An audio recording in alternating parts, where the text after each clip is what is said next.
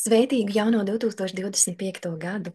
Ar prieku un pateicību atskatāmies uz 2024. gadu, kurā kopīgi esam piedzīvojuši daudz svētību Dieva valstības darbā.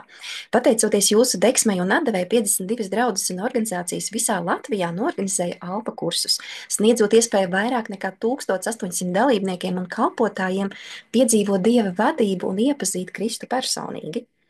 Īpaši vēlamies sveikt 15 jaunās draudzes un organizācijas, kas šogad pirmo reizi uzsāka šo ceļojumu, organizējot alfa kursu. Jūsu uzticīgais darbs un vēlme dalīties ar evaņģēliju ir nesuši augļus, veicinot garīgu atmodu un stiprinot ticību mūsu zemē. Kopā mēs esam liecinieki tam, kā alfa kurs kļūst par tiltu, kas savieno cilvēkus ar Dievu un vienam ar otru veidojot stipras un dzīvot spējīgas draudzes.